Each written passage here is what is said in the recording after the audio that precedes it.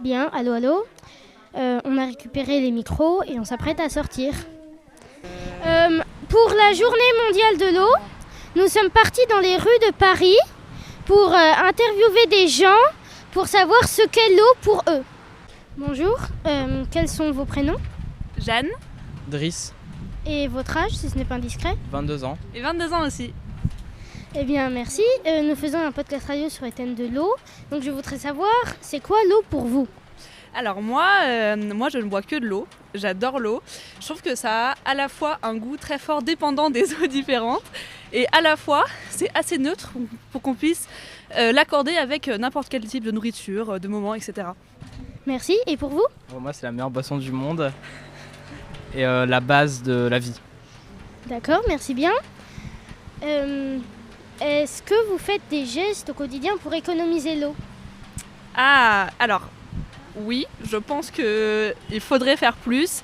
Des gestes comme éteindre l'eau du robinet quand je me brosse les dents, réutiliser plus ou moins l'eau quand je peux. Mais je pense que, et merci de me poser la question parce que je pense que je pourrais faire plus d'efforts effectivement. Alors moi, j'essaye d'éteindre l'eau du robinet quand c'est possible, mais sinon je fais pas plus de gestes pour économiser l'eau. Et est-ce que vous pensez que l'eau est un problème dans certains pays? Oui, je pense que c'est un fait clair et qu'on devrait tous en être conscients et essayer de, ensemble, à notre échelle, faire des efforts pour régler ces problèmes.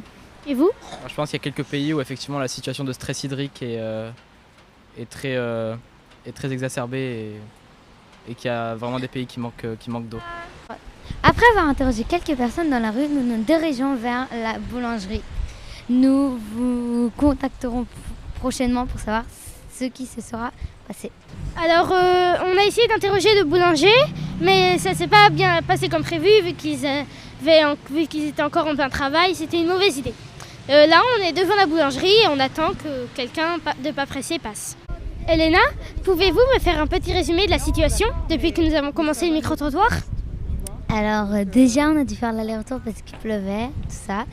Après, on devait aller dans la boutique, mais vu qu'il pleut un peu trop, on a changé de destination. Du coup, on est allé devant le bus, on a interrogé une dame. Après, on a interrogé un couple, je crois. Oui, je pense. Qui était très sympa. Après, on est allé dans la boulangerie. Mais bon, vu que ils travaillent, on n'a pas pu les interroger. Mais c'est la vie. Alors bonjour, je m'appelle Sophia, je suis anglaise et j'ai 22 ans. Bonjour Sophia, qu'est-ce que vous pensez de l'eau? Alors l'eau c'est important. Sans elle, on pourrait vivre, mais bon, on se gaverait de soda et ça c'est pas bien. Je comprends, mais bon, c'est vrai que l'eau c'est très important.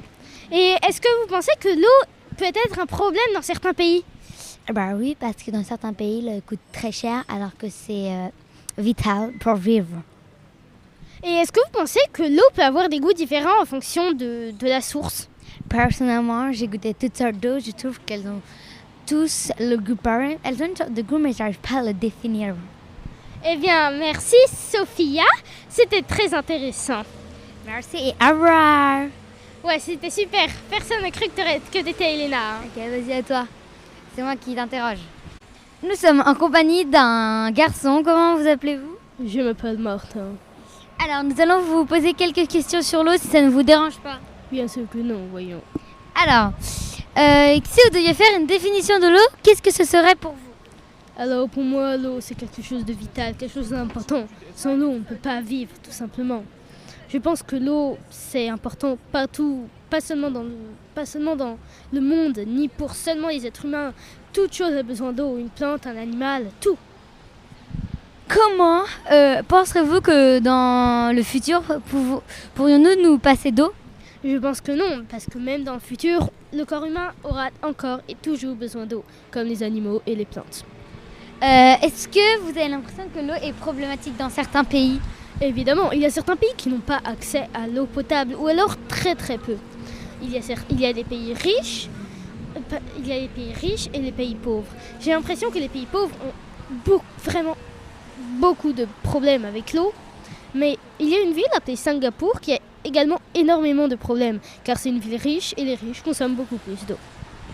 Ok, pensez-vous qu'il manque de fontaines à Paris?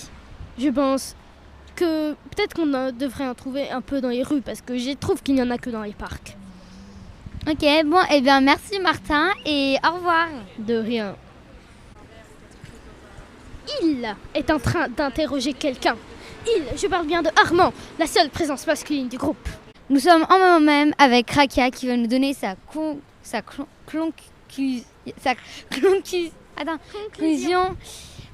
du micro-trottoir que nous avons fait aujourd'hui. Je passe la parole à notre journaliste Rakia. Bonjour, alors voilà, on vient de finir le micro-trottoir, on va bientôt rentrer au centre Arras. On a interrogé vraiment beaucoup de personnes très intéressantes. Martin et Sophia, Jean-Philippe, plein de gens très intéressants. Je pense que c'est tout. On s'est beaucoup amusé et on est de retour au centre Arras. On va devoir vous quitter. À bientôt pour un nouveau micro-trottoir. Cordialement, Rakia.